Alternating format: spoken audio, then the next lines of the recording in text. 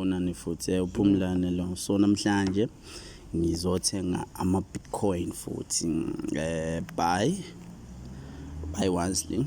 Ngizofuna ukuthenga aka 1500.